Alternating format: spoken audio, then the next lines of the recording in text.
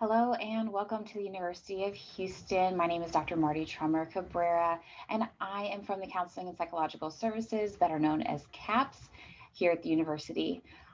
So, university life can be super exciting and fun, and it can also be stressful. Today, I have the pleasure of presenting information to you about suicide prevention, as well as the counseling and psychological services that are offered to University of Houston students.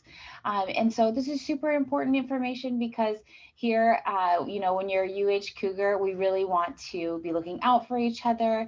And it's also information that's required to be presented to all of the incoming students at the university level. So I have a video that we'll go through today talking about suicide prevention, and then I'll tell you more about our services.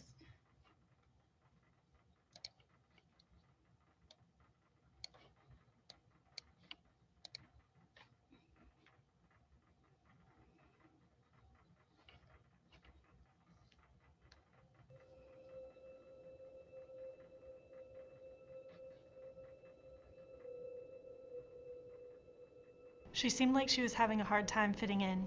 I don't remember many people asking them to hang out. She took the breakup really hard. Things weren't the same after she failed that first test. He worried a lot about disappointing his parents. He started having a hard time after he got bad news from home. She started pulling away and wouldn't hang out anymore. Every time I came home from class, she looked like she'd been crying. I knew something was up when he gave away his grandpa's watch. He had always told me how much he loved it. I was worried about him because he hardly ate and was always sleeping. They even stopped doing the things they loved. She started drinking almost every day. He even tried to sell some of his stuff. I also noticed that she posted weird messages on social media, like, soon this will all be over. She said she just wished she could go to sleep and not wake up. They said they were tired of feeling lonely. She told me that she felt really hopeless about pulling her grade up. He said he wished he could disappear so he wouldn't be a burden to his family. He said that I didn't have to worry about him next semester. I was always taught to mind my own business. Everyone is stressed when they start college, right? A couple times, I almost tried to talk to them, but didn't, because I figured someone else would. I did wonder if I was making too big of a deal of it. I didn't want to offend her. I didn't know what to do or how to help her. I wanted to ask him if he was thinking about suicide, but I didn't know what to do if he said yes. I didn't want to be the one to blame if something happened. I thought to myself, I'll feel better knowing I did something. I knew someone in the past who had attempted suicide, so I didn't want to risk it. I would rather have her mad at me than have her hurt or dead. Even though I didn't know what to do, I knew I had to do something because I really cared about her. I kept thinking, what if it were me? I'd want a friend to do something. So I asked him, "Are you thinking about suicide?" She said yes. So I called the crisis line and got advice on how to help. So I hugged her and said I'm sorry and offered to spend the afternoon with her so we could talk. So I shared that I had problems in the past, and I asked if he was comfortable talking to a counselor. We talked about who could be helpful for extra support for them, and decided to call their family and tell them what's been going on. The more we talked, the more concern she shared for her safety, so we agreed to get the residence hall advisor involved. In Texas, we take care of each other. In Texas, we support each other. In Texas, we never walk alone. In Texas, we look out for each other. In Texas, we are family. To help a friend with thoughts of suicide, follow 3 important steps. Recognize when they're having thoughts of suicide and respond. Warning signs for suicide include verbal cues that reveal feelings of hopelessness, helplessness, or feeling trapped, withdrawal, isolation, changes in mood, changes in sleep patterns, changes in substance use, alcohol or other drugs, giving important possessions away, looking for and obtaining the necessary items to attempt suicide, talking about death or dying if out of the ordinary.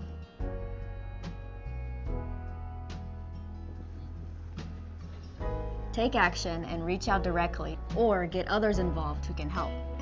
Ask directly about suicide. Express concern. Listen with empathy and no judgment. Remind them that help is available. Remind them that they're not alone.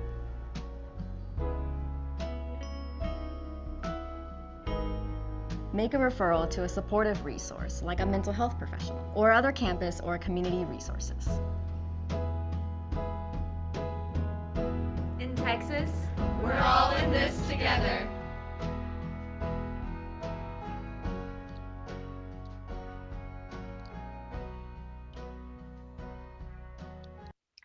All right, so just a quick review of the video. First of all, obviously like I said before, we want to make sure that we're looking out for each other. The easiest way to remember the skills that were talked about in the video are with 3 R's. That's recognize, respond to the person in crisis, and then refer them on. So just keep that in the back of your mind and use it as needed. I'll jump into CAPS services, tell you a little more about us.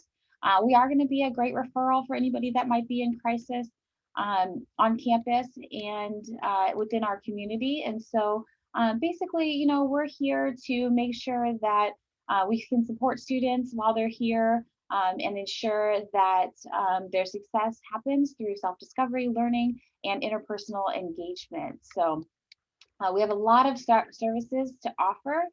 We don't believe in a one-size-fits-all model. So when students show up to CAPS, they can be referred to a variety of services. We have individual couples and group counseling, brief counseling. We have single session services. So if you're wanting to get started on a problem or pretty motivated to make some change, then you can do a one and done session.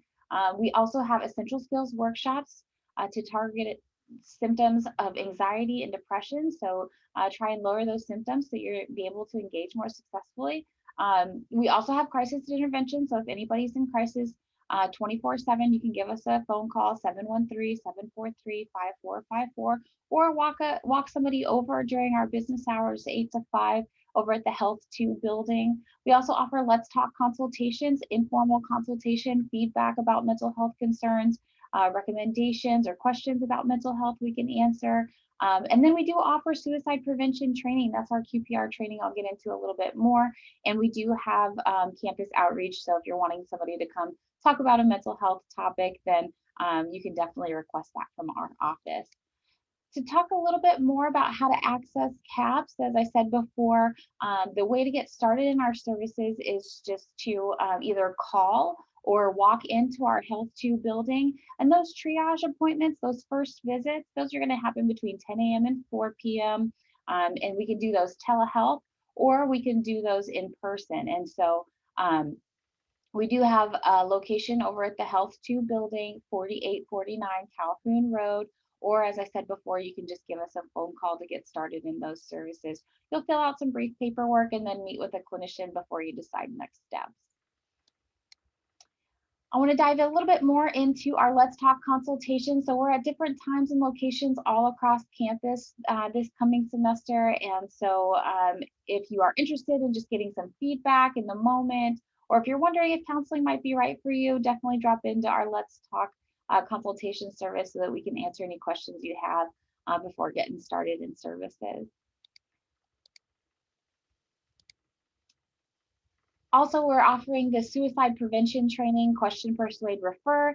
So although we showed the brief video today, if you want more information about this nationally certified training, or if you'd like to sign up, we have a QR code here, and we're offering those on Mondays and Thursdays, both in person and virtually this semester. So you can sign up.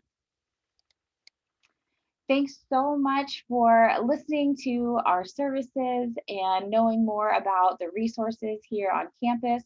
If you have any questions at all, please give us a call, visit our website for more information, and follow us on social media. Have a wonderful semester. Go Cougs!